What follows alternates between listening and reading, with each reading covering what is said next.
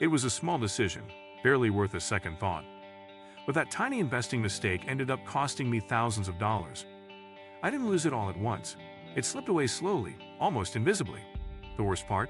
It was totally avoidable. In this episode, I'm breaking down exactly what happened, how you can avoid making the same mistake, and the simple shift that could save your portfolio and your future.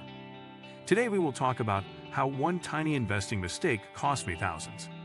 So before we start, make sure to hit the like button and subscribe to my channel. 1. It started so innocently. At the time, I thought I was doing the smart thing. I had just started learning about investing and was eager to put my money to work. I've been reading finance blogs, watching YouTube gurus, and skimming books on wealth building. Like many first-time investors, I felt a rush of excitement, armed with a bit of knowledge and a brand new brokerage account. I scraped together $2,000, no small sum for me, and bought a few shares of a tech company that had been featured in several top 10 growth stocks lists. It wasn't a reckless meme stock or penny stock. It was a legitimate company with strong revenue growth, and analysts were raving about its future. At least, that's what I told myself. What I didn't know, though, was that a small oversight, barely even a decision, more of a reflex, would quietly sabotage my returns over the next few years. 2. The mistake I didn't even notice. The mistake I made was simple. I didn't reinvest my dividends. That's it. I unchecked the tiny box that said automatically reinvest dividends when I bought my shares. Why? At the time, I figured I'd prefer to take the cash. Maybe I'd use it to buy more shares of other companies or just keep the money liquid. I told myself it gave me flexibility. But the truth? I didn't really understand the power of dividend reinvestment or the silent impact of compounding. I thought a few bucks here and there wouldn't make a difference. I was focused on stock prices, not the boring details of income distribution. Over time, that small checkbox, the one I didn't click, was the difference between simply owning a stock and actually building wealth. Reinvesting dividends seems trivial until you zoom out and see what you've missed. And that's exactly what happened to me. 3. A few dollars turn into a gaping hole. Let me give you an example. That tech company I bought paid a modest dividend, just around 5% annually. Not much, right? On my initial $2,000, I received around $30 in dividends that first year. I let that money sit in my cash account, doing nothing. The following year, I got a bit more, but again, it just sat there. Over time, those dividends added up to hundreds of dollars. But because I didn't reinvest them, I missed out on the compound growth those shares could have provided. Worse still, during market dips, reinvested dividends could have bought shares at bargain prices.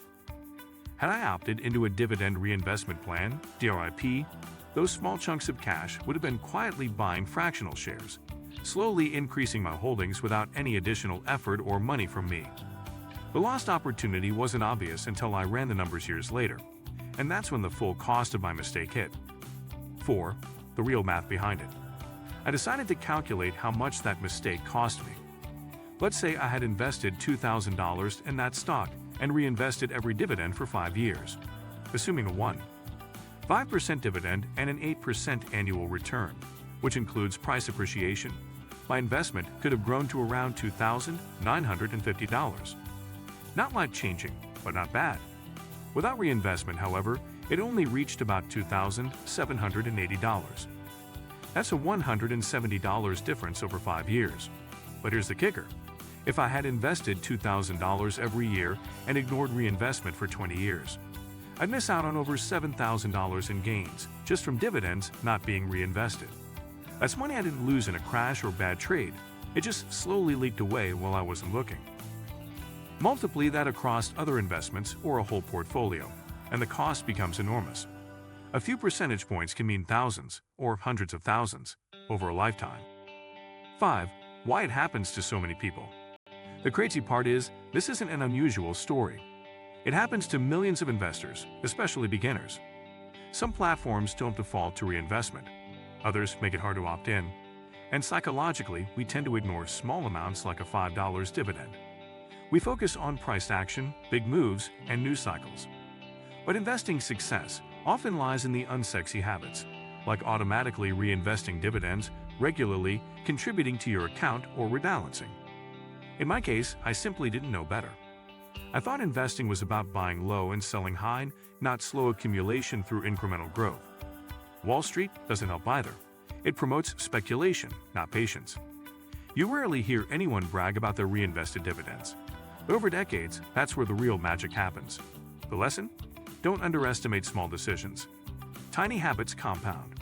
And often, the difference between mediocre and exceptional investing is buried in the fine print.